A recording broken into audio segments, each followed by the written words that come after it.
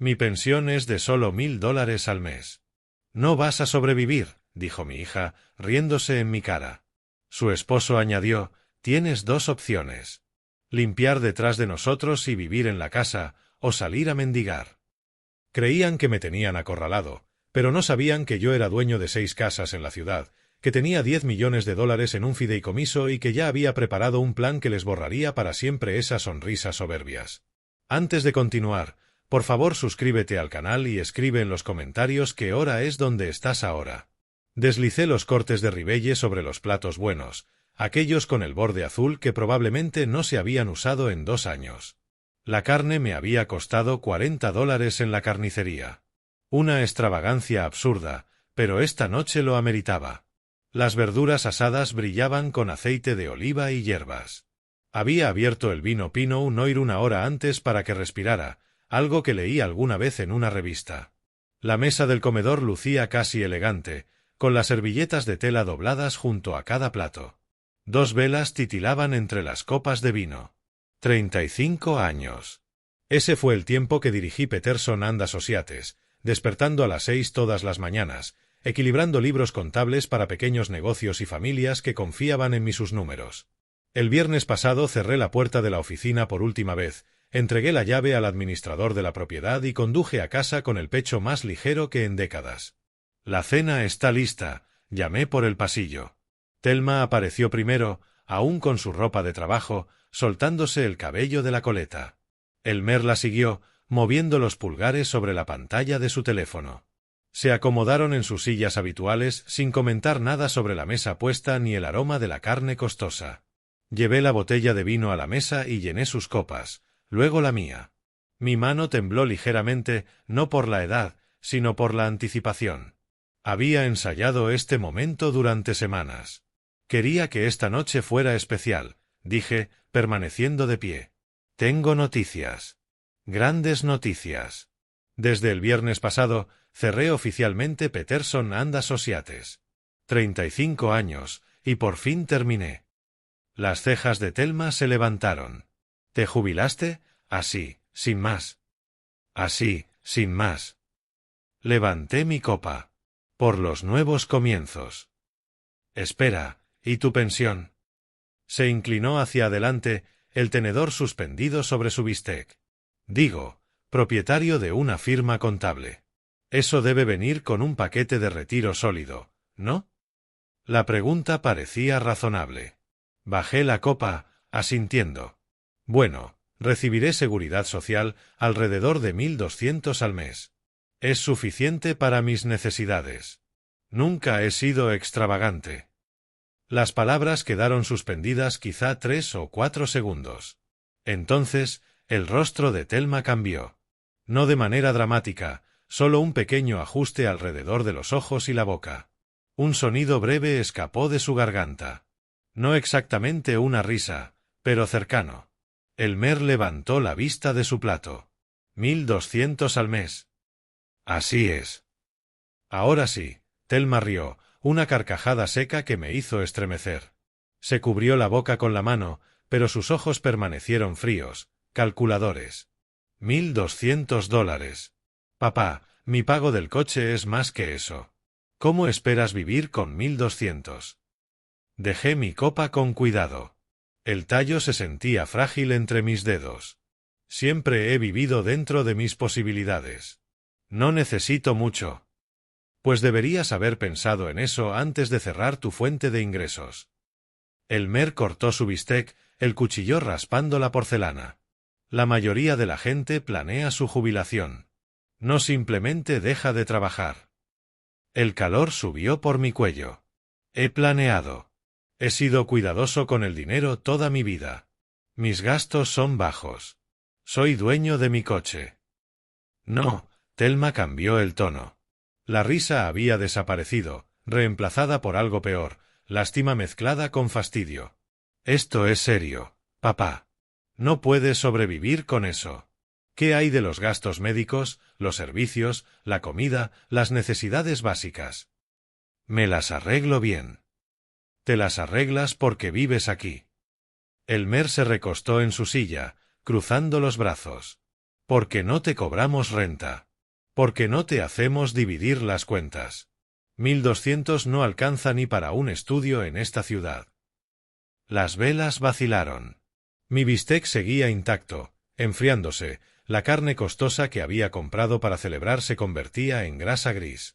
Al otro lado de la mesa, intercambiaron una mirada.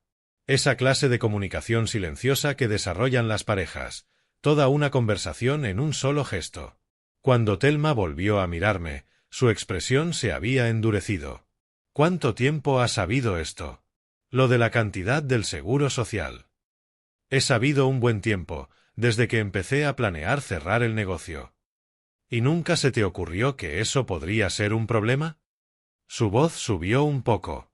Que 1.200 al mes es un ingreso de nivel de pobreza, que tal vez cometiste un error. Mis dedos se cerraron con fuerza alrededor de la copa. La celebración que imaginé, el orgullo, el reconocimiento a una vida laboral completa, la transición a una etapa más tranquila, todo se disolvió como azúcar en agua. No eran rostros felices por mí.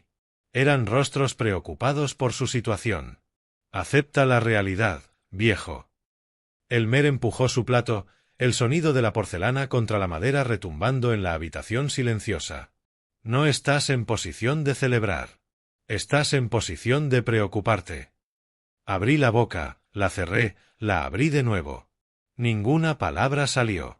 El comedor parecía más pequeño, el aire más denso. Thelma había regresado a su comida, cortando su bistec con movimientos rápidos y molestos. Elmer volvió a su teléfono, desplazándose, dando por terminada la conversación. Mi mano encontró el borde de la mesa. La madera se sentía sólida, un ancla mientras todo lo demás se inclinaba. Había comprado ese ribeye con el último pago de un cliente. Había doblado esas servilletas con cuidado. Había encendido esas velas pensando que esta noche significaría algo. En cambio, permanecí perfectamente quieto mientras mi hija y mi yerno terminaban sus costosos bistecs y la celebración que había planeado se convertía en ceniza en mi boca. Elmer rellenó su copa de vino, el sonido irónicamente fuerte en el silencio. No se ofreció a rellenar la mía. Dejó la botella a su lado con un golpecito. Mira, Grover, seamos prácticos. Hizo girar el vino, observando cómo atrapaba la luz de las velas. Tienes un problema, y nosotros tenemos una solución. Puedes quedarte en esta casa. Tu cuarto está aquí. Estás cómodo. Pero las cosas tienen que cambiar. Encontré mi voz. ¿Cambiar? ¿De qué hablas? Tienes que contribuir. Bebió un sorbo, lento, deliberado. Vives aquí sin pagar renta, comiendo nuestra comida. Si no estás aportando ingresos reales, tienes que ganarte tu lugar de otra manera. Cocinar, limpiar, el jardín, piénsalo como un intercambio. Las palabras no se procesaron de inmediato. Entraron a mis oídos como sonidos sin significado, sílabas imposibles de unir en lo que creía haber escuchado. Ganar mi lugar. Exacto. Elmer asintió, como si lo hubiera entendido bien. No somos una obra de caridad. La hipoteca, los servicios, la despensa, todo cuesta dinero. ¿Quieres seguir viviendo bajo este techo? Sé útil. Elmer, yo pagué la mitad del enganche de esta casa. Mi voz salió más firme de lo que esperaba. $75.000. Hace 12 años, cuando ustedes no calificaban para la hipoteca solos, yo escribí ese cheque. Tengo participación en esta casa. No soy un... Eso fue un regalo, papá. Thelma dejó su tenedor con un golpe seco. ¿Un regalo? Dijiste que querías ayudarnos a empezar nuestras vidas juntos. No puedes convertir un regalo en un préstamo retroactivamente solo porque ahora tienes problemas de dinero. No estoy convirtiendo nada, me detuve, la garganta apretada. Estoy diciendo que he contribuido significativamente. No soy un caso de caridad que recogieron de la calle. Ella se inclinó hacia adelante con un tono paciente, el tono que alguien usa con un niño o un anciano confundido. Que hayas contribuido hace 12 años no cambia tu situación actual. La hipoteca está a nuestro nombre. Las cuentas, a nuestro nombre. Y, francamente, En este punto, eres un dependiente. La palabra quedó entre nosotros como humo. ¿Un dependiente?, repetí. Si quieres quedarte, continuó Elmer, como si yo no hubiera hablado, tendrás que hacerte útil. Desayuno y cena en la mesa, baños limpios cada semana, basura afuera los martes, césped cortado, canaletas despejadas, ese tipo de cosas. Mantenimiento básico del hogar. Iba contando con los dedos, asignándome tareas como si yo fuera un adolescente ganándose la mesada. ¿Y si no lo hago? Elmer se encogió de hombros, el gesto casual, casi aburrido. Entonces tendrás que tomar decisiones. Hay refugios, viviendas para adultos mayores. Lo que sea que la gente en tu situación haga. Estoy seguro de que encontrarás algo. Mis manos se aferraron al borde de la mesa. Las vetas de la madera se marcaron en mis palmas, una sensación física para anclarme mientras la habitación giraba. Thelma se había acercado más a Elmer, hombro con hombro, un frente unido. No había duda en sus rostros, ni culpa, ni reconocimiento de que me estaban ofreciendo servidumbre a cambio de techo. ¿Hablan en serio? Completamente. Elmer terminó su vino y se levantó, tomando su plato. Piénsalo esta noche. Dinos tu decisión en la mañana. Pero entiende, esas son tus opciones. Contribuir y quedarte o buscar otro lugar. Pasó junto a mí camino a la cocina, sus pasos seguros sobre la madera. Thelma recogió su plato y se detuvo junto a mi silla. No intentamos ser crueles, papá, pero tenemos que ser realistas. No podemos mantener a otro adulto con nuestro ingreso. No sin recibir algo a cambio. Tocó mi hombro brevemente, un gesto destinado a suavizar el golpe, y luego siguió a su esposo.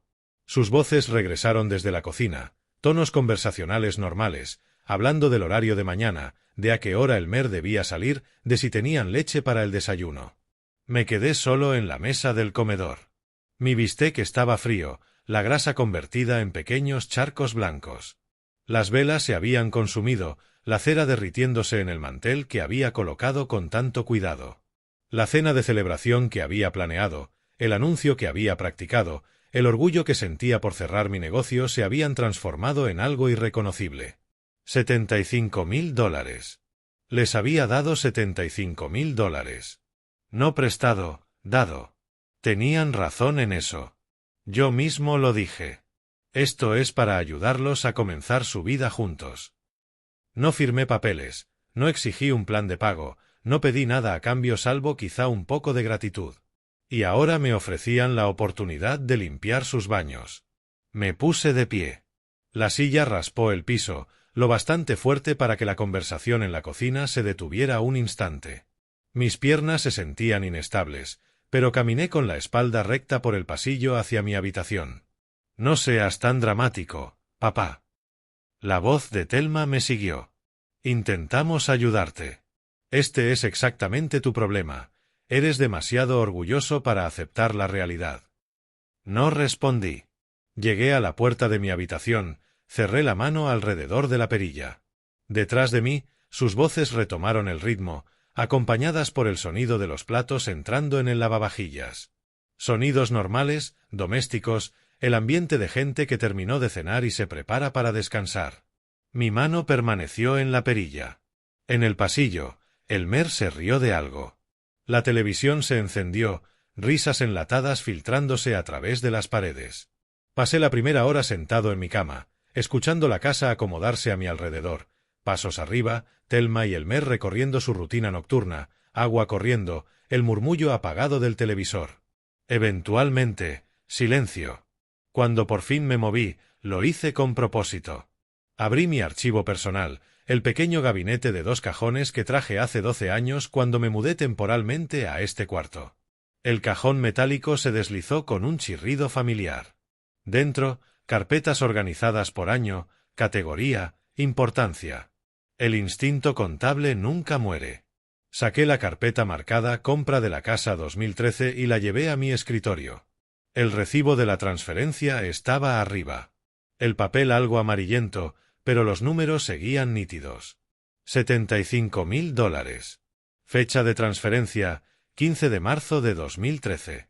Línea de memo, enganche de casa, Con cariño. Recordé esa tarde. Thelma tenía 25 años, casada hacía menos de un año, desesperada por comprar antes de que el mercado de Portland la dejara fuera. Habían encontrado una casa en el sureste, una propiedad de 2 pisos con buenos cimientos, pero no calificaban para la hipoteca completa. El banco pedía 30% de enganche, $150.000 para una compra de 500.000. Thelma me llamó llorando. No de forma manipuladora, o al menos eso pensé entonces. Llanto genuino. Papá, encontramos nuestra casa. Nuestra casa de verdad. Pero nos falta la mitad del enganche, y cuando la juntemos, alguien más la habrá comprado o los precios habrán subido. Transferí el dinero a la mañana siguiente. En el cierre, me abrazó tan fuerte que casi no podía respirar. Esto significa todo. Hiciste posible nuestro sueño. Nunca voy a olvidar esto. Dejé ese recibo a un lado y tomé otra carpeta. 2018, Asistencia financiera de emergencia. Más gruesa que la carpeta de la casa. Dentro, copias de cheques, estados de cuenta, confirmaciones de pago, $23.000 en total, distribuidos en 4 meses. Elmer había perdido su empleo. Algo sobre recortes, reestructuración corporativa. El lenguaje impersonal típico que destruye vidas. Habían acumulado 3 pagos atrasados del coche. Les habían llegado avisos de embargo. Su cuenta de ahorros, según los estados que Thelma me mostró presa del pánico, tenía $347. Escribí cheques para ambos coches, pagué 2 tarjetas de crédito saturadas que usaban para comprar comida, les di margen para recuperarse. Eres un salvavidas, papá. Literalmente. No sé qué habríamos hecho. Tomé otra carpeta. Boda 2016. Las facturas formaban un montón denso. Renta del lugar, $8.500.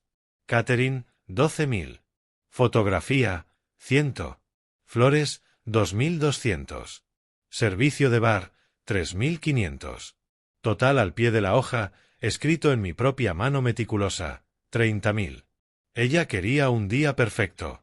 El salón en Pearl District, con vista al río Willamette. 200 invitados. Barra libre con licor de primera. Un cuarteto de cuerdas para la ceremonia.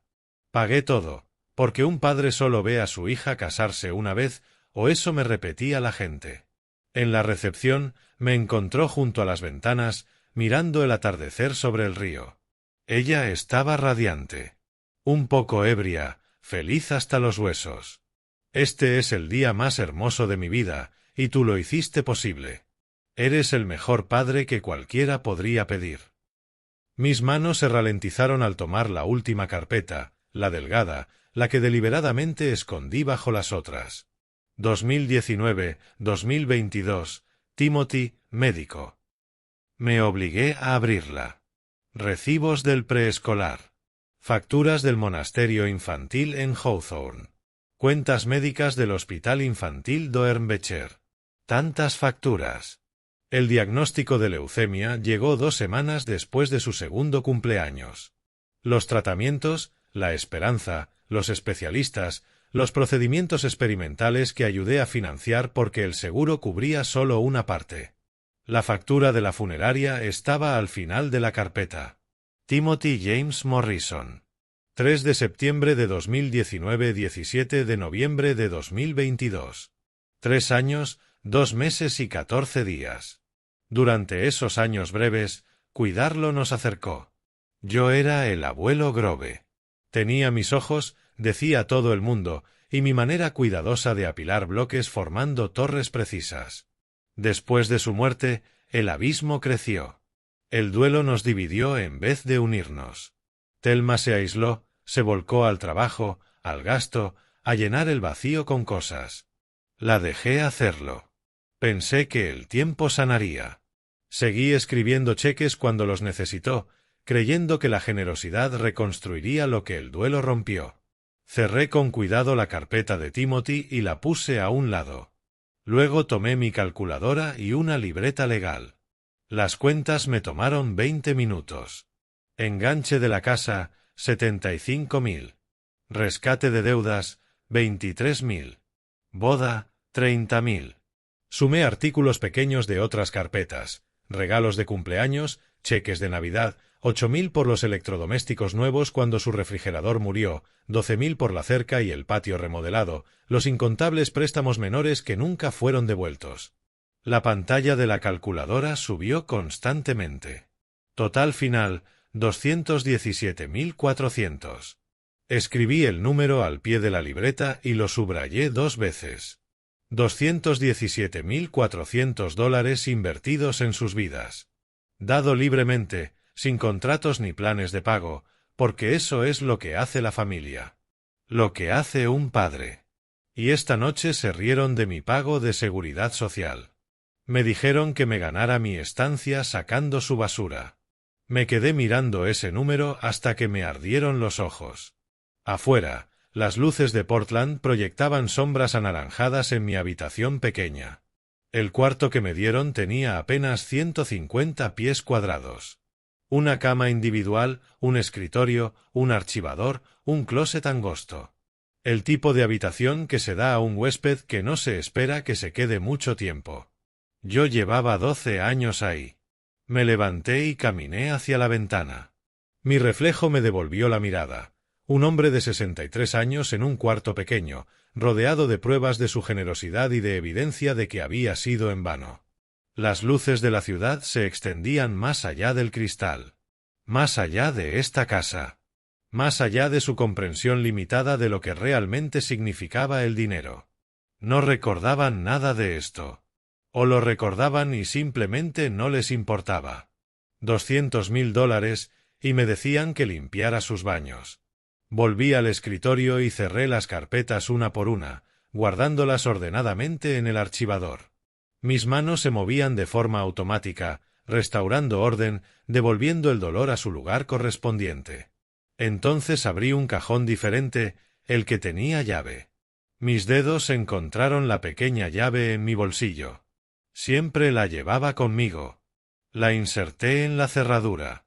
El cajón se abrió con suavidad. Dentro había una carpeta gruesa que jamás había mostrado a nadie. Saqué la carpeta y la dejé sobre mi escritorio, junto a la calculadora y el bloc legal con su total devastador. Esta carpeta estaba etiquetada simplemente como propiedades. La abrí y comencé a extender el contenido por todo el escritorio. 6 escrituras de propiedad, 6 direcciones en Portland, 6 piezas de un rompecabezas que ellos nunca supieron que existía. Y eso es solo lo que les di, pensé mientras miraba las escrituras. Ahora, contemos lo que me quedé para mí. La luz de la mañana me despertó, tenue y gris, un típico junio en Portland. Había dormido intranquilo, quizá 4 horas, con la mente dando vueltas entre números y recuerdos. La casa estaba en silencio. A través de la pared escuché la alarma de Elmer, luego el sonido al apagarla. Pasos, agua corriendo, voces bajas, su rutina matutina. Me quedé en la cama hasta oír la puerta principal cerrarse, el motor del coche encenderse, el sonido de ellos yéndose al trabajo. Solo entonces me levanté y regresé a mi escritorio. La carpeta de propiedades estaba donde la había dejado. Las escrituras extendidas sobre la superficie como una mano de cartas. 6 propiedades, 6 direcciones en Portland por las que Thelma había pasado incontables veces sin saber lo que ocultaban. Tomé la primera escritura, Alberta Arts District, comprada en abril de 1995 por 85.000 dólares. Yo tenía 33 años, recién exitoso en Peterson and Associates, cuando vi ese anuncio. El vecindario seguía siendo rudo, artistas y músicos ocupando almacenes, campamentos de personas sin hogar en lotes vacíos. El agente inmobiliario me advirtió que la zona tenía desafíos. Yo vi potencial. La compré en efectivo, la renové poco a poco y la renté a una pareja joven que se quedó 7 años. Ahora el vecindario tenía cafeterías, galerías y restaurantes con lista de espera. La propiedad valía aproximadamente 650.000 dólares, según la última tasación. Ingreso mensual por renta, después de las tarifas de administración, 2.800 dólares. La puse a un lado y tomé la siguiente escritura. Pearl District, comprada en septiembre de 1997 por $120.000. Cuando el Pearl aún estaba en transición de almacenes a condominios, cuando la gente cuestionaba si alguien realmente querría vivir en edificios industriales convertidos. Yo no cuestioné nada. Observé el mercado, vi los permisos, entendí la trayectoria. Valor actual, $800.000. Renta mensual, 3.500. Siguió Seiwo.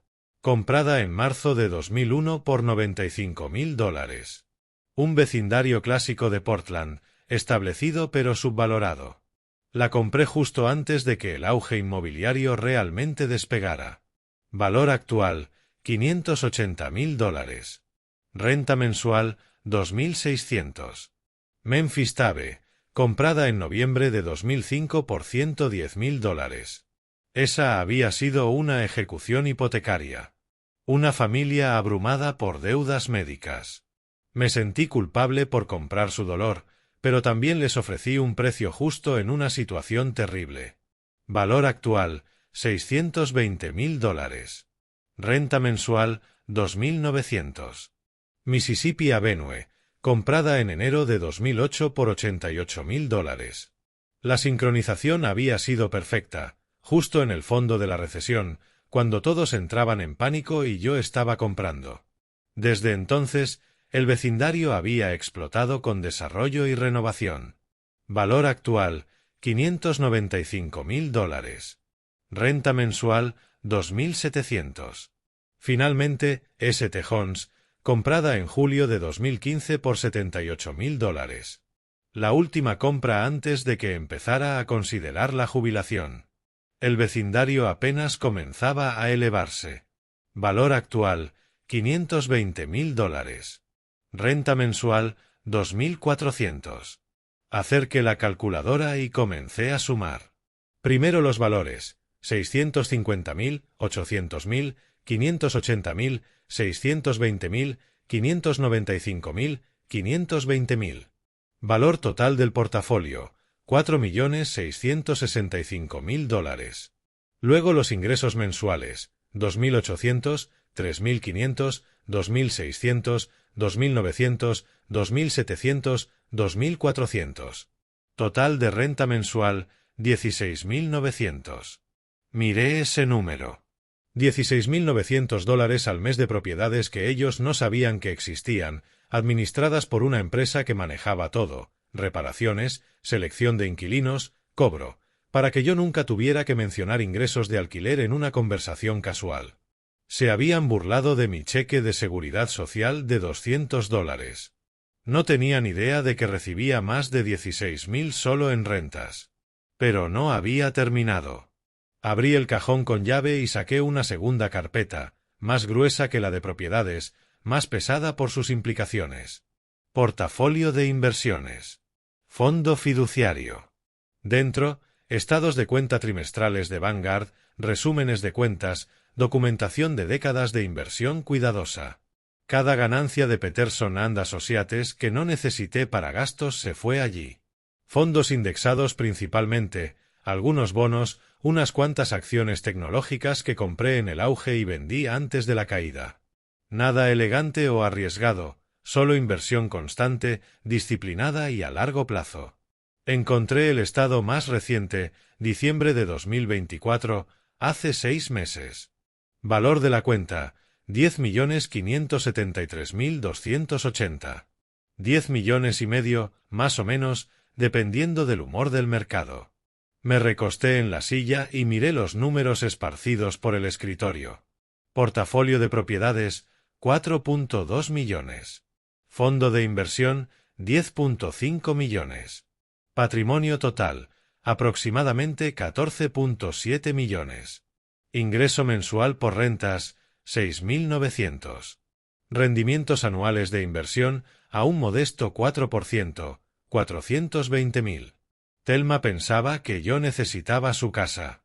Yo podía jubilarme mañana en cualquier lugar del mundo. Comprar un condominio en Pearl District, probablemente en el edificio que ya me pertenecía, y vivir mis días mirando el río. Comprar una villa en la Toscana. Una casa en la playa de California. Demonios, podría comprar esta casa en efectivo sin apenas notarlo. Pero eso no le enseñaría nada. Me levanté y caminé hacia la ventana. Mi ventana, en mi pequeño cuarto, en la casa que los ayudé a comprar. Abajo, el viejo Toyota Camry estaba en la entrada, 15 años, 180.000 millas, funcionando a la perfección porque yo lo mantenía correctamente. Podía permitirme un Mercedes, un Tesla, lo que fuera que representara estatus ahora. Elegí el Toyota, no porque no pudiera pagar algo mejor, sino porque los autos nuevos perdían valor al salir del lote. Porque gastar dinero para impresionar demostraba que en realidad no lo tenías. Porque aprendí temprano que parecer rico y ser rico eran dos juegos diferentes. Pensé que vivir modestamente le enseñaría estas lecciones a Thelma. Pensé que vería que la felicidad no venía del gasto, sino de la seguridad de saber que estabas preparado para cualquier cosa. En cambio, aprendió a burlarse de la frugalidad y a idolatrar el derroche. No aprendió nada, excepto que papá siempre escribiría otro cheque. Bueno, hora de una lección diferente. Regresé al escritorio y guardé todas las escrituras en el cajón con llave. Los estados de inversión también. Dejé afuera un solo documento, el resumen reciente del fondo fiduciario con el balance de 10.5 millones. Lo coloqué al lado del cálculo de ayer, los 217.000 que les había dado a lo largo de los años. El contraste era brutal. Lo que les había dado apenas hacía mella en lo que había construido para mí. Ellos me ofrecieron una elección, servirles o irme. Pensaron que esas eran mis únicas opciones. No se dieron cuenta de que yo tenía una tercera, y una cuarta, y una quinta. Tenía el tipo de opciones que solo el dinero real, puede comprar. Mi teléfono estaba sobre el escritorio, junto a los documentos. Lo tomé, lo miré, lo dejé. Aún no. Primero tenía que pensar la estrategia. Los contadores no actuaban impulsivamente. Planeaban. Calculaban. Encontraban el camino más eficiente hacia el resultado deseado. Y el resultado deseado era simple. Ellos necesitaban aprender lo que yo siempre supe. El dinero no era lo que mostrabas. Era lo que controlabas. Y ahora mismo, yo controlaba mucho más de lo que podían imaginar. Volví a cerrar el cajón con llave, metí la llave en mi bolsillo y me quedé frente a la ventana, observando el tráfico matutino aumentar en la calle. En algún lugar, Thelma estaba en su oficina, probablemente quejándose con sus compañeros sobre la carga de tener un padre anciano. En algún lugar, Elmer estaba en su escritorio, sintiéndose orgulloso por haber puesto al viejo en su lugar. Que se sintieran orgullosos. Que pensaran que habían ganado. Las mejores victorias llegaban cuando tu oponente no sabía que ya había sido derrotado. Pasé los siguientes 2 días investigando abogados. No al azar, metódicamente, como había hecho en toda mi carrera contable. Necesitaba a alguien especializado en disputas inmobiliarias, especialmente conflictos de copropiedad y acciones de partición. Alguien experimentado pero no tan prominente que fuera prohibitivamente caro o estuviera lleno de citas durante semanas. El nombre de Robert Chen apareció varias veces. 15 años de práctica en derecho de propiedad, reseñas sólidas sobre su estilo directo de comunicación. Llamé a su oficina la mañana del 18 de junio y agendé una consulta para el día siguiente. Esa tarde preparé mis materiales. El recibo de la transferencia bancaria mostrando los $75.000, la escritura de propiedad que me listaba como copropietario, estados de cuenta bancarios, una línea de tiempo tipificada de nuestra relación, las contribuciones financieras importantes, la confrontación en la cena, el ultimátum de Elmer. Organicé todo en una carpeta, con pestañas y anotaciones, como habría preparado documentos para una auditoría de clientes. La oficina de Chen ocupaba el 9º piso de un edificio de vidrio en Southwest Morrison. Llegué 15 minutos antes, vestido con pantalón de vestir y una camisa abotonada, no la ropa de un hombre que necesitaba caridad, sino la de alguien que hacía negocios. El área de recepción olía a cuero y café. Libros legales cubrían una pared. Diplomas y certificados enmarcados cubrían otra. Una joven me llevó a una sala de conferencias donde Chen me esperaba, revisando algo en su laptop. Se levantó para estrecharme la mano. Cuarentañero, traje impecable, apretón firme. Señor Peterson, por favor tome asiento. Cuénteme su situación. Saqué la carpeta y empecé metódicamente. La cena, las burlas sobre mi ingreso de seguridad social, el ultimátum de servirles o irme, su desdén cuando les recordé el pago inicial. Chen escuchó sin interrumpir, tomando notas ocasionales. Cuando terminé, tomó la escritura. Su pluma golpeó la página donde aparecía mi nombre. Usted figura como copropietario con un 50% de interés, no como prestamista. No hay ninguna anotación sobre términos de reembolso. Es un propietario. Correcto.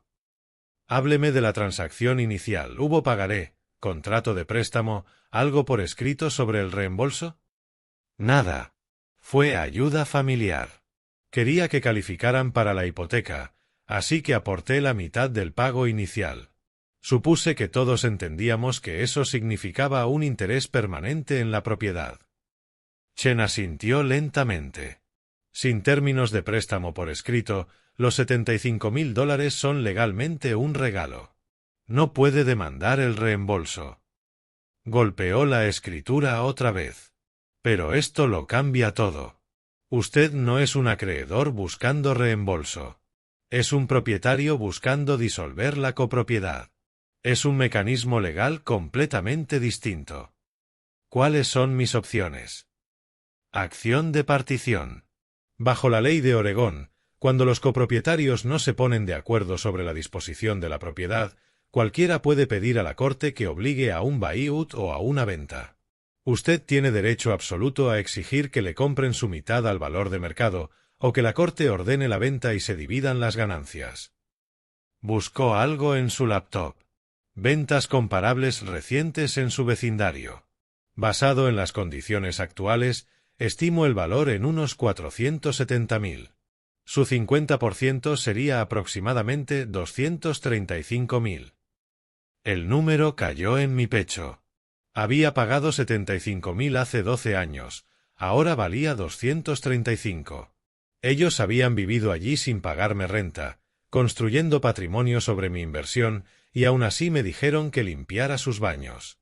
Empezamos con una carta de demanda, continuó Chen. Correo certificado, acuse de recibo. Les damos 30 días para comprar su mitad o acordar poner la casa en venta. Si ignoran o rechazan, presentamos la acción de partición. La mayoría de los casos se resuelven cuando los demandados ven que no pueden ganar. ¿Qué tan fuerte es el caso? Muy fuerte. Su nombre está claramente en la escritura con 50% de propiedad. Ningún juez permitirá que se queden con el 100%. La única cuestión es si le compran su parte o forzamos la venta. Me recosté, procesando. Esto era real. Era posible. No estaba atrapado. La expresión de Chen cambió un poco. ¿Hay algo más que deba saber? ¿Alguna otra palanca o complicación? Dudé, y luego hablé con cuidado. Mi yerno hace trabajos en efectivo. Construcción, reparaciones. Estimo 15.000 al año o más. No creo que nada de eso aparezca en sus impuestos. Las cejas de Chen se alzaron levemente. Dejó su pluma. Eso sería fraude fiscal. Ingresos sustanciales no reportados atraen auditorías, multas, cargos potenciales. No puedo aconsejarle en temas del IRS, no es mi especialidad. Pero existen vías de reporte, líneas anónimas. Es una pista distinta del conflicto de propiedad. ¿La reclamación de la propiedad es suficiente? La reclamación es más que suficiente. Limpia, legalmente directa, moralmente defendible. Usted solo está pidiendo lo que es suyo. Lo de los impuestos es más agresivo. Territorio nuclear. Depende de qué tan lejos quiera llevar esto. Miré la escritura sobre la mesa, mi nombre junto al de Thelma. Empecemos con la carta de demanda. 30 días para responder. ¿Y si no pueden reunir el dinero? Entonces presentamos la partición y dejamos que la corte lo maneje. Chen sacó un contrato de honorarios. Mi tarifa por la carta y el archivo inicial es de 3.500. Si llega a litigio completo, hablamos de costos adicionales. Aunque honestamente, la mayoría se resuelven. Saqué mi chequera y escribí el cheque sin dudar. $3.500. Ni siquiera un redondeo en mis cuentas. Para ellos sería un desastre financiero. Tendré la carta lista y enviada mañana por correo certificado, dijo Chen. Debe saber, una vez que esto se envía, no hay forma de retirarlo silenciosamente. Su relación con su hija cambiará para siempre. Ya cambió. Firmé el contrato y lo deslicé hacia él. Ellos tomaron su decisión en la cena. Yo estoy tomando la mía ahora. Chen guardó los documentos en una carpeta con mi nombre. Lo llamaré cuando la carta sea entregada. Después esperamos su respuesta. Le estreché la mano y salí al Portland grisáceo. En mi maletín, una copia de la escritura, el contrato, la tarjeta de Chen. En mi pecho, algo que no sentía desde hacía semanas, control. Al día siguiente me mudé a una de mis propiedades en Pearl District. Un inquilino acababa de irse y planeaba volver a rentarla en julio. En cambio, la reclamé para mí. 9º piso, vista al río, electrodomésticos modernos, todo lo que la casa de Thelma no era. Llevé 2 maletas de ropa y mi archivador. Dejé todo lo demás en ese pequeño cuarto. El mensaje de Chen llegó el 21 de junio. Carta enviada por correo certificado. Confirmación de entrega llegará lunes o martes. Dejé el teléfono y miré el río Willamette, los puentes sobre el agua oscura. En algún lugar, el correo certificado se dirigía a su casa. Que lo firmaran. Que lo abrieran. Que aprendieran lo que realmente significaba estar indefensos. La llamada llegó la noche del 24 de junio. Estaba sentado en mi nuevo departamento con café y un libro cuando sonó mi teléfono. El nombre de Thelma en la pantalla. Dejé sonar 3 veces antes de contestar. Hola, Thelma. ¿Qué es esto? Su voz salió aguda, tensa. ¿Por qué recibimos una carta de un abogado? ¿Nos estás demandando? No los estoy demandando. Aún no. La carta es un aviso formal de que ejerzo mis derechos como copropietario de la propiedad. ¿Tus derechos? Respiraba agitada. Ese dinero fue un regalo. Dijiste que era para ayudarnos a empezar nuestra vida. Mantuve la voz firme. Si fue un regalo, ¿por qué mi nombre está en la escritura como propietario del 50%? Los regalos no vienen con participación de propiedad. Thelma, no puedes simplemente... No tenemos $200.000. ¿De dónde se supone que vamos a sacar esa cantidad de dinero? Ese no es mi problema. Tienen 30 días para resolverlo. Cómprenme mi parte al valor de mercado o vendemos la casa y dividimos las ganancias. Esas son sus opciones. El teléfono se escuchó amortiguado. Ella lo había cubierto, hablando con alguien. Probablemente Elmer. Cuando volvió, su voz había cambiado de pánico a acusación. Esto es por la cena. Porque herimos tus sentimientos. Estás siendo mezquino y vengativo. Ustedes me dijeron que me fuera o que me convirtiera en su sirviente. Me voy, pero me llevo lo que me pertenece. Papá, por favor. Ahora estaba llorando. Lágrimas reales o estratégicas. Ya no podía distinguirlo. Podemos hablar de esto. Vuelve a casa. Podemos encontrar una solución. Grover. La voz de Elmer, dura y enojada. Había tomado el teléfono. Esto es absurdo. ¿De verdad vas a hacer esto? ¿Llevarnos a la corte por dinero que nos diste hace años? Estoy ejerciendo derechos legales. Mi nombre está en la escritura. Soy dueño de la mitad de esa casa. Dejarme claro que no soy bienvenido ahí fue cosa de ustedes. Así que voy a cobrar mi inversión. Vamos a pelear esto. Buscaremos nuestro propio abogado. Probaremos que ese dinero fue un regalo. Pueden contratar a quien quieran. El mío dice que tenemos un caso fuerte, pero debería mencionar que las batallas legales son caras. Muy caras. ¿Cuánto tienen ahorrado para honorarios de abogados? Silencio. Entonces, ¿nos estás amenazando? Estoy exponiendo hechos. Preguntaron por mi situación financiera en la cena. Se rieron de mi cheque del Seguro Social. Ahora conocen la verdad. Yo tengo recursos. La pregunta es, ¿ustedes los tienen? Más conversación amortiguada. Escuché la voz de Thelma al fondo, afilada por el miedo. Elmer volvió a la línea. Si haces esto, estás muerto para nosotros. ¿Entiendes? Nunca volverás a ver a tu hija. Algo frío se asentó en mi estómago, pero mi voz se mantuvo firme. No la he visto realmente en años, de todos modos. Solo a alguien que se parece a ella, pero que me trata como si fuera personal de servicio. Adiós, Elmer. Cerré la llamada antes de que pudiera responder. El teléfono vibró de inmediato, Thelma llamando de nuevo. La rechacé. Volvió a sonar. La rechacé otra vez. Apagué el timbre y puse el teléfono boca abajo sobre la mesa. A través de mi ventana, las luces vespertinas de Portland empezaban a encenderse. El río las reflejaba en líneas ondulantes. Levanté mi café, ya frío, y lo llevé a la cocina para tirarlo. La pantalla del teléfono se encendió en silencio. Un mensaje de Thelma. Papá, por favor háblanos. Podemos resolver esto. Otro. ¿De verdad vas a dejarnos sin hogar? Otro. Después de todo lo que hemos hecho por ti. Dejé el teléfono en la encimera y regresé a la ventana. A 24 pisos abajo, la gente caminaba por los senderos junto al río. Los autos cruzaban los puentes. La ciudad continuaba con su rutina nocturna, indiferente a los colapsos familiares. Después de todo lo que han hecho por mí. La frase se quedó en mi mente como una piedra. Me habían dado una habitación.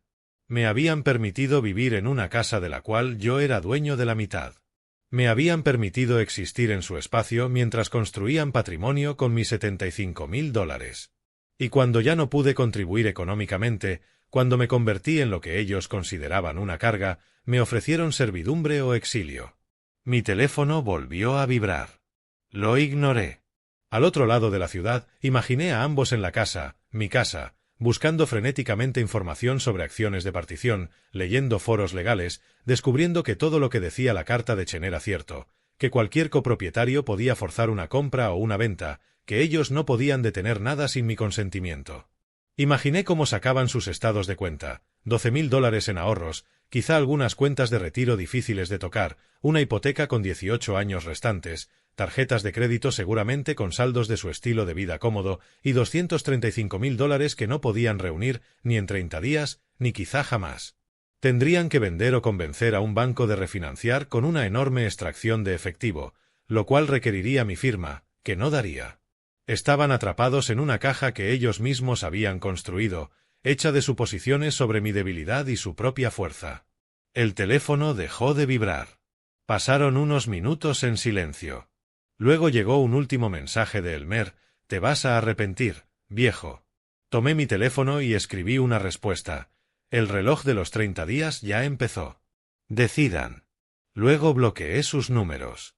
Caminé hacia mi habitación real, no un espacio marginal en casa de otros, y abrí el closet, vacío excepto por la ropa que había traído.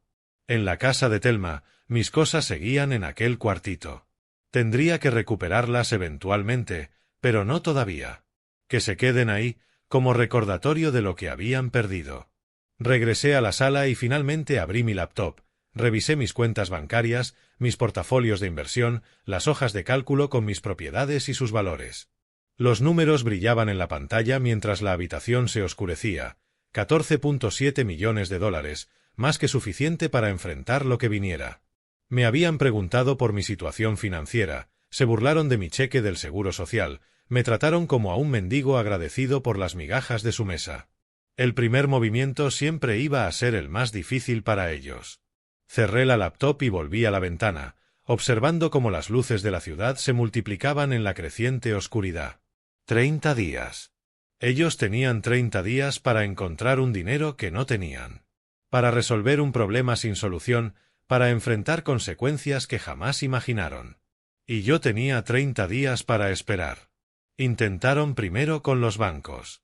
Claro que lo hicieron. Dinero legítimo de fuentes legítimas.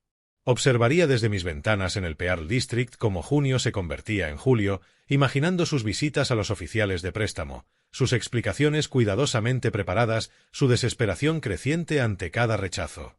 Sabía que fracasarían antes de empezar.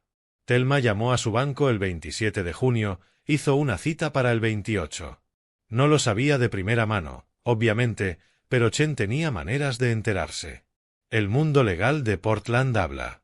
Su abogado principal eventualmente narraría la historia en los documentos judiciales, y algunos detalles simplemente los extrapolé por cómo son ellos, por entender sus opciones limitadas y su tiempo agotándose. Necesitaban $235.000. Su cuenta de ahorros tenía quizá 12.000. Su primera parada, la cooperativa de crédito donde habían obtenido la hipoteca hace 12 años. El oficial de préstamos revisó su solicitud con profesionalismo empático. Ingreso anual combinado, aproximadamente $120.000. Saldo actual de la hipoteca, 280.000. 2 préstamos de auto. Deudas de tarjeta de crédito. La calculadora del oficial clicó los números. Relación deuda-ingresos, 43%. La mayoría de los prestamistas aprobaban hasta 36%. Entiendo que esto es urgente, les dijo, pero con su nivel actual de deuda e historial crediticio no podemos aprobar un préstamo de este tamaño. Elmer intentó discutir. Tenemos patrimonio en la casa, casi $200.000 en capital. Para acceder a ese capital, necesitan la firma de todos los copropietarios. Y aún así, sus ingresos no soportan un pago hipotecario mayor. Se fueron solo con un folleto sobre servicios de consolidación de deudas. Durante la siguiente semana intentaron en 3 bancos más. La misma historia, otras oficinas. Sus puntajes crediticios, en los 600 medios, no eran terribles, pero tampoco lo suficientemente buenos para un préstamo no asegurado de $235.000. Los pagos de auto atrasados de hace 5 años aún aparecían en sus reportes. Banderas rojas que susurraban, poco confiables. Mientras tanto, yo me instalaba en mi departamento, el espacioso de una recámara que mantenía vacío entre inquilinos, planeaba ponerlo en renta en julio. En cambio, me mudé el día después de reunirme con Chen. 9º piso, unidad de esquina, ventanas de piso a techo frente al río. El edificio era mío. Comprado en 1997 por $120.000. Ahora valía $800.000. Ese departamento en particular se rentaba por $2.800 mensuales cuando estaba ocupado. Desempaqué despacio, deliberadamente. Colgué mi ropa en un closet real, no en un hueco angosto. Preparé mi escritorio frente al río. Hice café cada mañana con la máquina de espresso que había comprado años atrás, pero nunca usé en ese cuarto diminuto de su casa. Por primera vez en 12 años, desperté sin tensión. Sin paso sobre mi cabeza, sin discusiones amortiguadas a través de paredes, sin esa sensación de ser tolerado en lugar de bienvenido. Así sabía la libertad. Café caro y silencio matutino. Mientras yo establecía mis rutinas, ellos se desesperaban. Thelma comenzó a llamar a amigos alrededor del 3 de julio. Puedo imaginar esas conversaciones, su alegría fingida. Es una situación familiar, un poco complicada, pero necesitamos pedir dinero temporalmente, solo hasta poder refinanciar. Las cantidades variaban. $50.000 de su amiga más cercana, $30.000 de una compañera de universidad a la que no llamaba en 5 años, $20.000 de una pareja con la que habían vacacionado el verano pasado. Cada conversación terminaba igual, silencio incómodo, promesas de pensarlo y finalmente rechazos educados. Una amiga, supe este detalle más tarde, le dijo directamente: «Si los bancos no te prestan dinero, ¿por qué lo haría yo?». Para el 5 de julio, habían agotado su red. Nadie tenía $50.000 líquidos, y ni los amigos más cercanos prestan 5 cifras sin garantía o seguridad absoluta de pago. La gente huele la desesperación, y la desesperación incomoda. Elmer encontró una compañía de préstamos privados especializada en créditos de alto riesgo. Prestaban $50.000 al 18% anual, con un gravamen sobre la casa. El pago mensual sería aplastante, y además 50.000 no eran ni remotamente suficientes. Cuando él lo sugirió, Thelma se negó. Eso es una locura. Estaríamos en bancarrota en un año. Sus peleas escalaron. No las presencié, pero sabía que estaban sucediendo. Ese tipo de estrés no existe en silencio. Ella lo culpó por su falta de respeto en la cena. Él la culpó por reírse de mi ingreso del seguro social. Ella lo culpó por no ahorrar dinero. Él la culpó por tener un padre difícil. Dejaron de dormir en la misma habitación. Elmer empezó a llegar tarde a casa, deteniéndose en bares. Thelma lloraba hasta quedarse dormida, o eso deduje luego, por sus ojos rojos durante encuentros posteriores. La casa que estaban desesperados por conservar se había convertido en una prisión construida con su propio desprecio. El 7 de julio, tomé mi decisión sobre el fraude fiscal. Había pensado en ello desde que Chen mencionó la opción. El trabajo en efectivo de Elmer no era un secreto. Lo había presumido en una cena familiar el año anterior. Burlarse del recaudador, lo llamó, riéndose de los trabajos de mantenimiento que hacía los fines de semana, de los pagos en efectivo que nunca aparecían en sus declaraciones. No dije nada en ese momento. Solo guardé la información. Ahora la recuperé. El sitio del IRS tenía un formulario para reportar fraude fiscal, formulario 3949A, referencia de información. Lo descargué, lo llené metódicamente. Nombre, Elmer Hayes. Dirección. Ingreso no reportado estimado, $15.000 anuales por 3 años, quizá más. Naturaleza del ingreso, pagos en efectivo por servicios de construcción y mantenimiento. Base de conocimiento, observación personal durante múltiples años. Lo imprimí, lo firmé de manera anónima, preparé un sobre sin remitente, manejé al centro de la ciudad hasta un buzón de correos a 2 millas del edificio, no el de mi lobby, y lo dejé caer. El sonido metálico de la ranura cerrándose tuvo una sensación de final. El segundo golpe estaba lanzado. Ahora solo quedaba esperar a que impactara. Para el 10 de julio, llevaban 2 semanas buscando. Les quedaban 20 días del plazo de 30 días impuesto por Chen. Ya habían agotado cada opción legítima. Cada banco había dicho que no. Cada amigo los había rechazado. El prestamista depredador quería condiciones imposibles. Estaban sentados en su mesa del comedor, la misma donde se burlaron de mi cena de retiro, rodeados de cartas de rechazo, solicitudes de préstamo, estados de cuenta de tarjetas de crédito. Un calendario en la pared mostraba días tachados con marcador rojo. El 24 de julio rodeado, fecha límite. Esa noche me paré junto a mi ventana, café en mano, observando cómo la luz vespertina se reflejaba en el río. En algún lugar al otro lado de la ciudad, ellos estaban en pánico. Yo estaba tranquilo. Las primeras 2 semanas habían sido duras para ellos. Las siguientes 2 serían peores. La carta del IRS llegó el 11 de julio. Correo certificado. Acuse de recibo requerido. Elmer la firmó a media mañana. Vio el remitente, Internal Revenue Service. El estómago se le cayó. Nadie recibe cartas certificadas del IRS a menos que algo esté mal. La abrió de inmediato. Thelma leyó por encima de su hombro. Ha sido seleccionado para una revisión de sus declaraciones federales de impuestos correspondientes a los años 2022, 2023 y 2024. Específicamente, estamos investigando posible ingreso no reportado proveniente de pagos en efectivo por servicios prestados.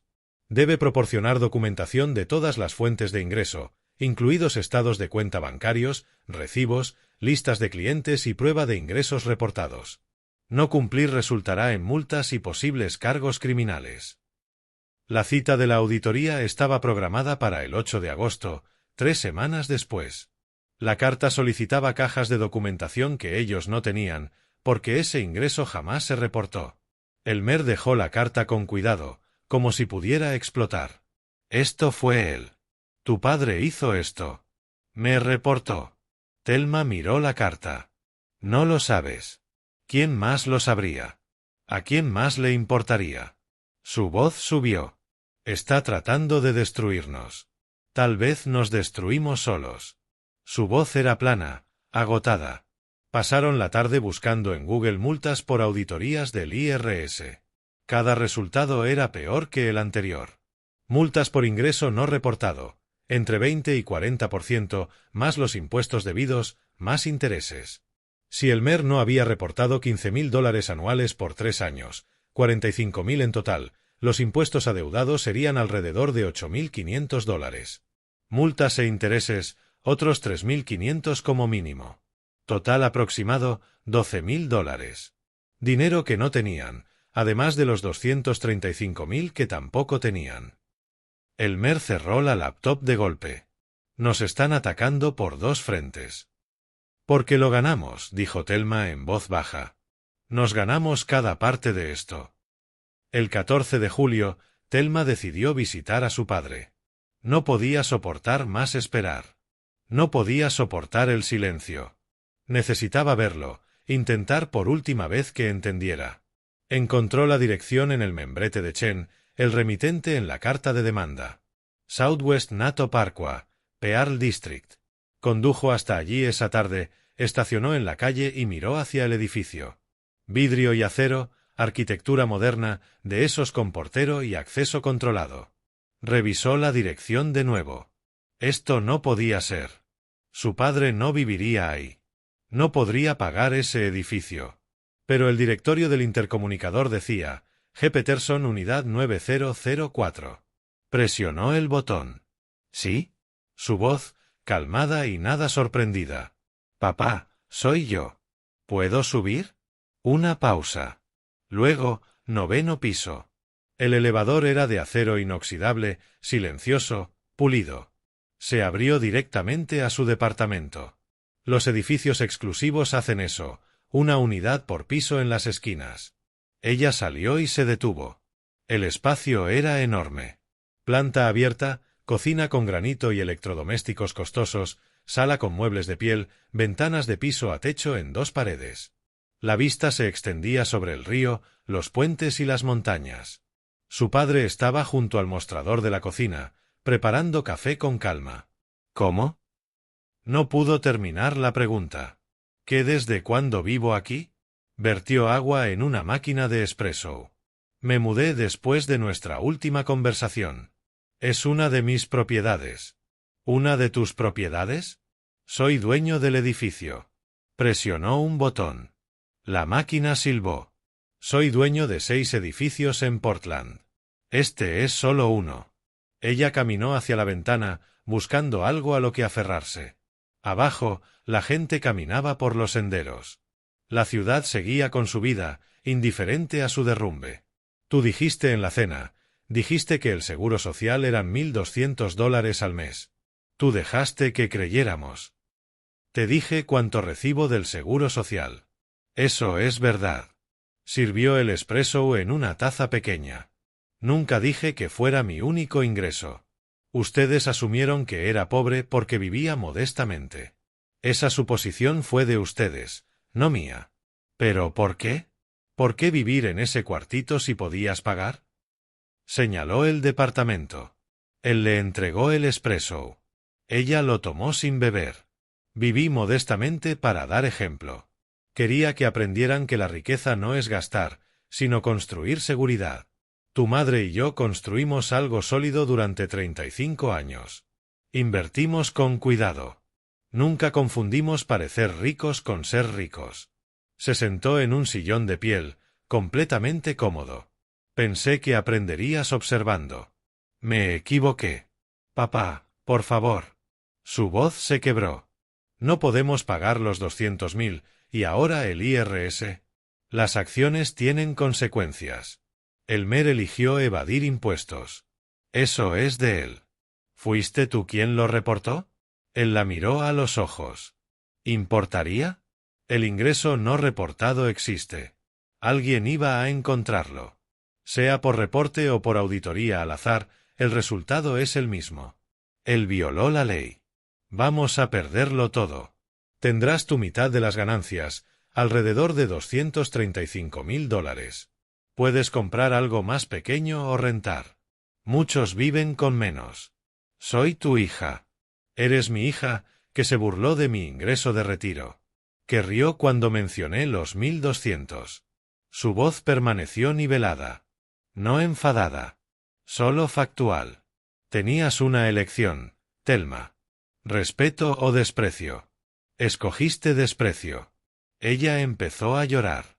Lágrimas reales esta vez. No estratégicas. Lo siento. Estuvimos mal. Fuimos crueles. Pero no hagas esto. El perdón requiere arrepentimiento antes de las consecuencias, no después. Bebió un sorbo de su espresso. Ahora estás arrepentida porque estás acorralada. No porque entiendas lo que hiciste. Ella dejó el café sin tocar y se marchó, incapaz de encontrar palabras que cambiaran nada.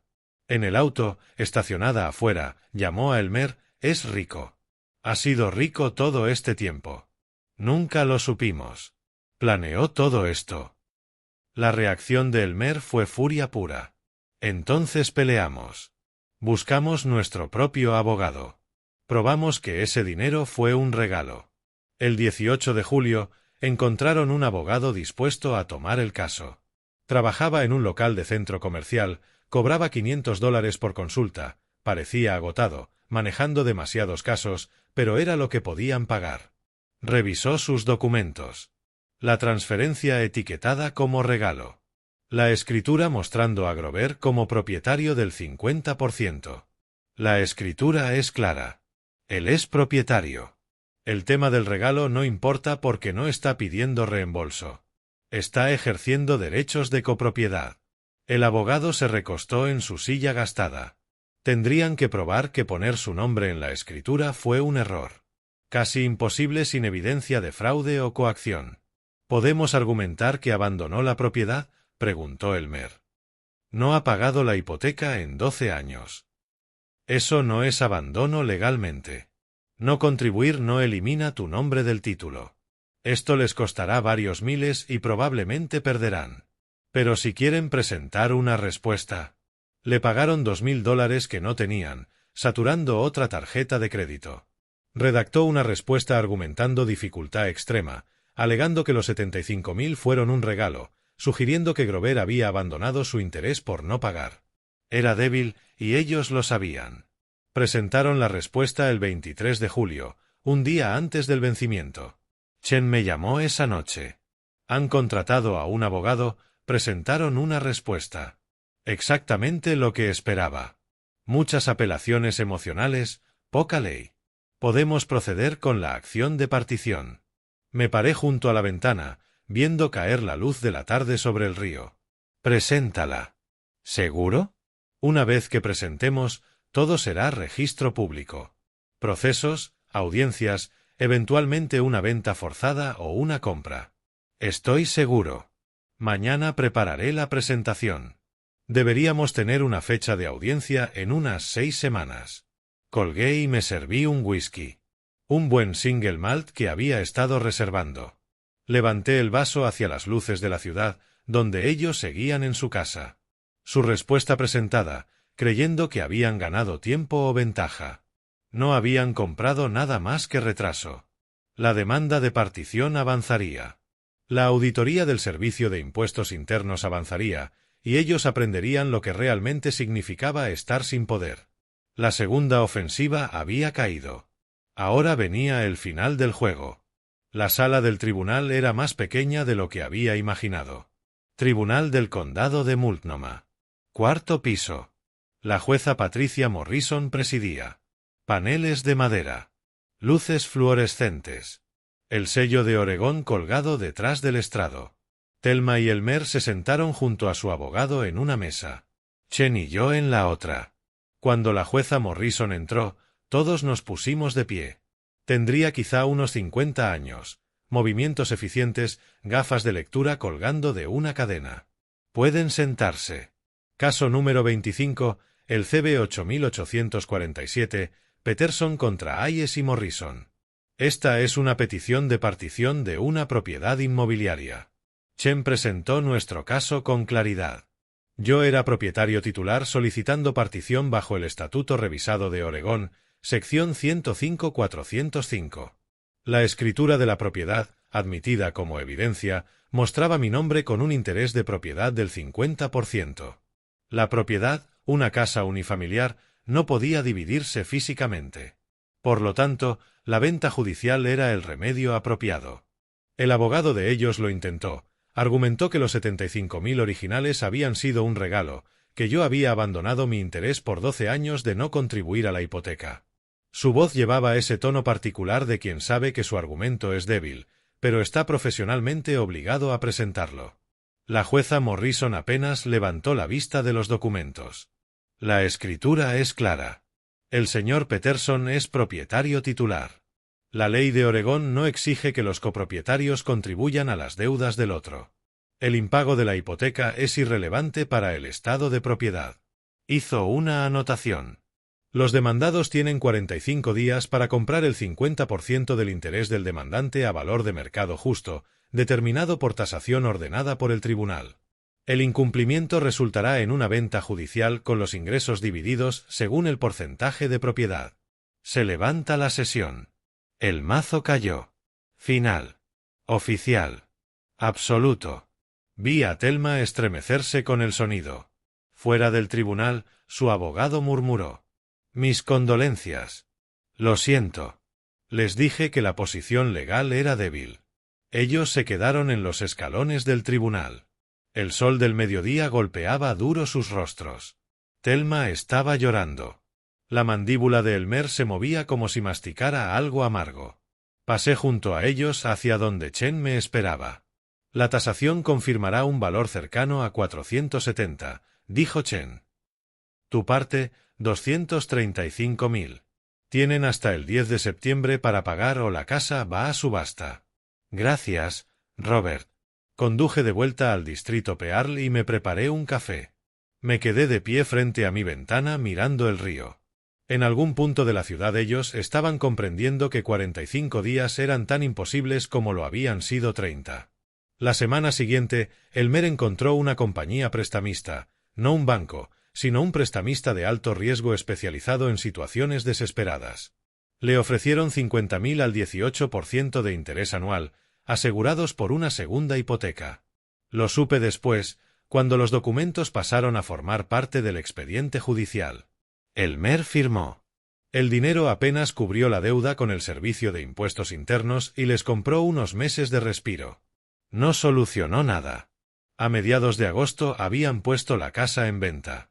Conduje por allí una vez, vi el letrero de la inmobiliaria clavado en el césped que había visto a Elmer descuidar durante años. El mercado se había enfriado. Finales del verano, las familias ya estaban instaladas para el año escolar. Hubo visitas, pero las ofertas llegaban bajas. Los compradores sabían que eran vendedores motivados. El caso judicial era registro público. La agente inmobiliaria me llamó una vez, profesionalmente. «Señor Peterson, la propiedad está listada en 470. Tenemos una oferta de 435. ¿Consideraría aceptarla?» «Esa es su decisión», dije. «Yo solo espero mi parte de lo que obtengan». Mientras tanto, su matrimonio se desmoronaba. No presencié las peleas, pero la asistente legal de Chen archivaba las actualizaciones. Thelma se mudó el 15 de agosto, pidió el divorcio 3 días después. La petición citaba diferencias irreconciliables y hacía referencia a la disputa de propiedad en curso. Elmer perdió su empleo el 18 de agosto. Su jefe había notado la distracción, las apariciones en la corte, el rendimiento decreciente. En un estado de empleo a voluntad, no necesitaban mucha razón. Simplemente lo despidieron.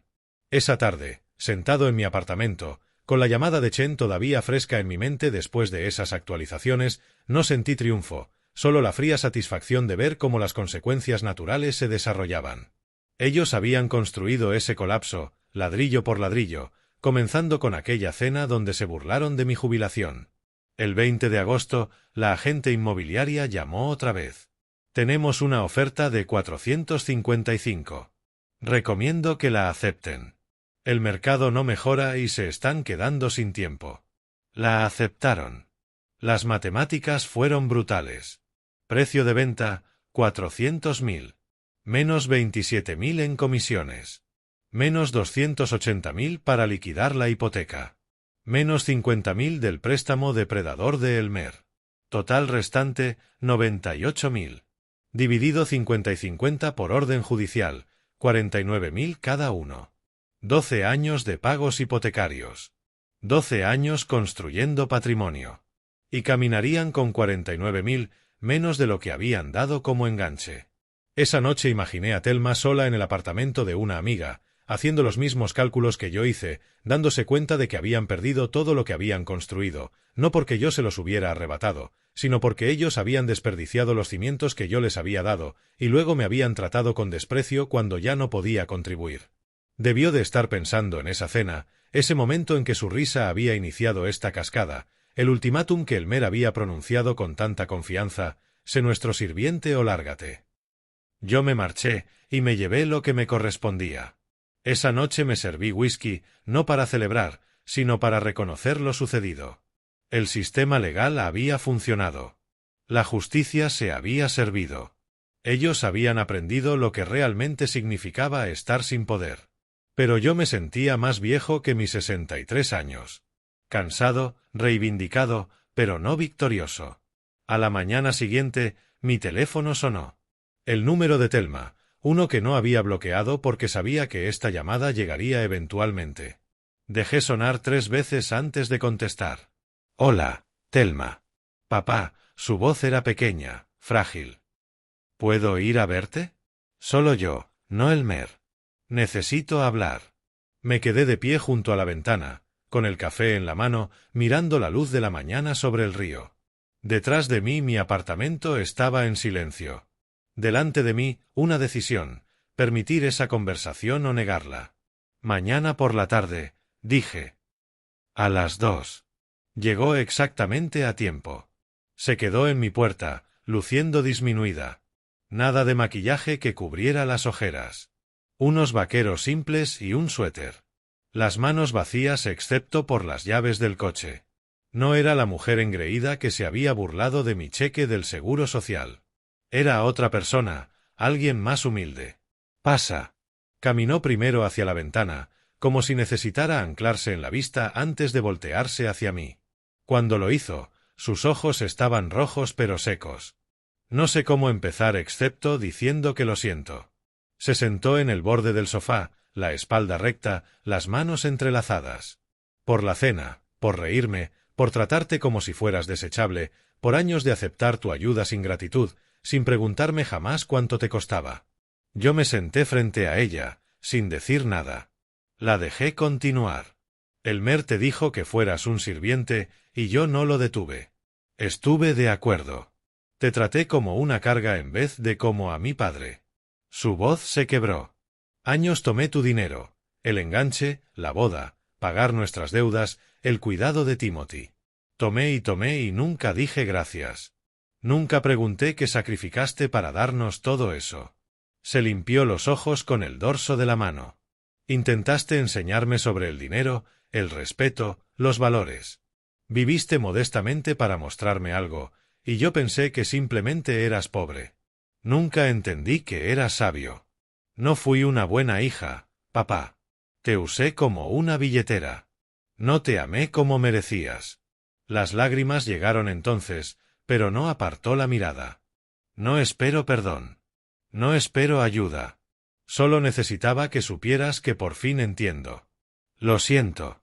De verdad lo siento. Dejé que el silencio se apoderara del momento. Afuera, el tráfico de Portland murmuraba. Adentro, la distancia de meses se comprimía en una sola conversación. No hice esto para destruirte, Thelma. Lo hice para enseñarte. Hay una diferencia.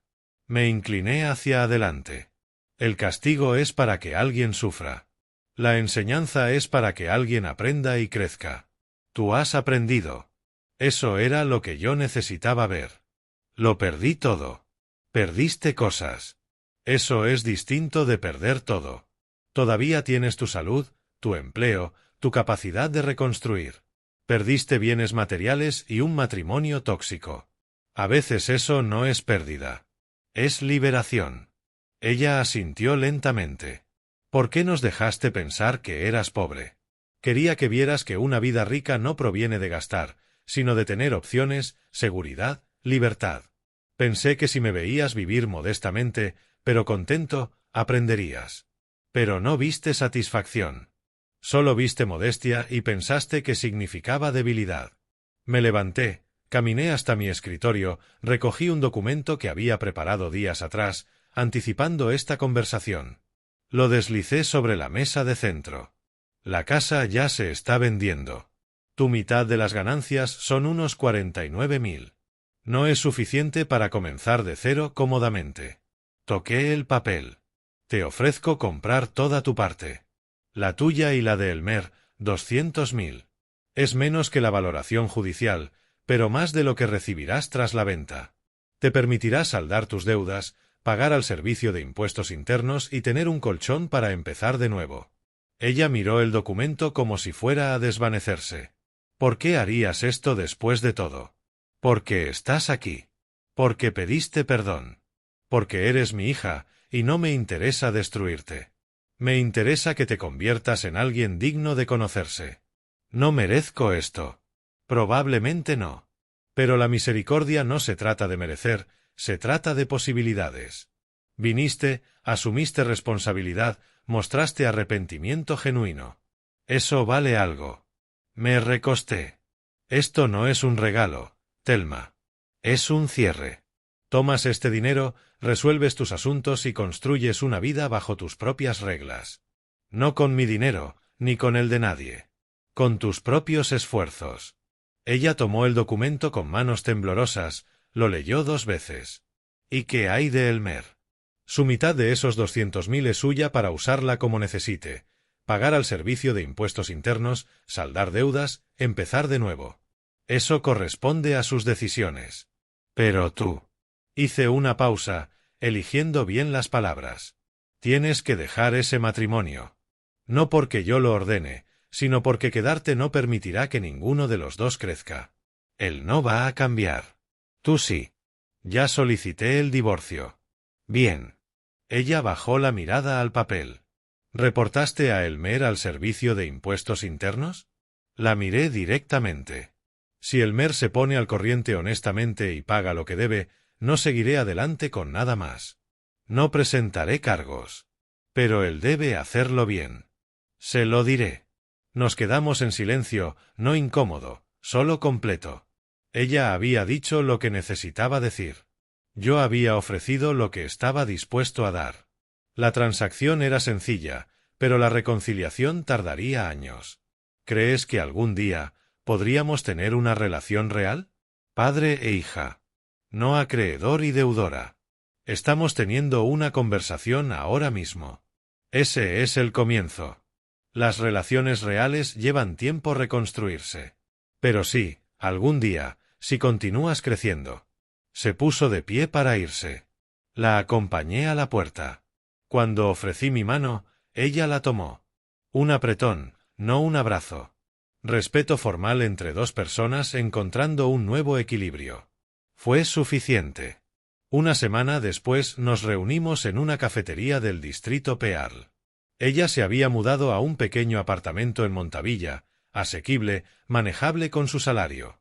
Me mostró una hoja de presupuesto en su teléfono, orgullosa como una niña enseñando buenas calificaciones. Ingresos aquí, gastos aquí, metas de ahorro aquí. Puedo hacer que esto funcione. Eso vale más que una casa grande que no puedes pagar, le dije. Lo entiendo ahora. Hablamos de cosas ordinarias. Su nuevo departamento, mis planes de viajar por Europa, quizá usar parte del dinero que había estado ahorrando. Me hizo preguntas sobre mis propiedades, con genuina curiosidad. Respondí sin ocultar, pero sin presumir. Cuando nos despedimos, me abrazó brevemente. Gracias, papá, por enseñarme, aunque dolió. Las mejores lecciones suelen doler. Conduje de regreso a la casa que había provocado todo este conflicto. La había comprado completa con los 200.000. Remodelé una habitación como despacho y me instalé. No era un trofeo, solo mi hogar ahora, finalmente mío. Esa noche me senté en la terraza con un café, mirando el jardín que necesitaba atención. La casa estaba silenciosa. Sin tensión, sin falta de respeto, sin la sensación de ser simplemente tolerado. Solo paz. Pensé en el camino recorrido, aquella cena en junio, las burlas, el ultimátum, los largos meses de maniobras legales y observarlos derrumbarse bajo el peso de sus propias decisiones. Había recuperado mi dignidad. Ese era el punto. No el dinero, no la casa, ni siquiera la lección, aunque también importaba. A mis 63 años aprendí algo yo mismo. Nunca es tarde para ponerse de pie, para exigir respeto, para negarse a ser disminuido. Pasé la mayor parte de mi vida construyendo seguridad para otros. Ahora la construía para mí, no por egoísmo, sino por respeto propio. La lección más importante que enseñé no fue sobre dinero ni propiedad. Fue sobre dignidad. Y a mis 63 años, por fin la recuperé. Si te gustó esta historia, por favor dale me gusta a este vídeo, suscríbete al canal y comparte tus impresiones en los comentarios. Para escuchar la siguiente historia, haz clic en el recuadro de la izquierda. Gracias por ver.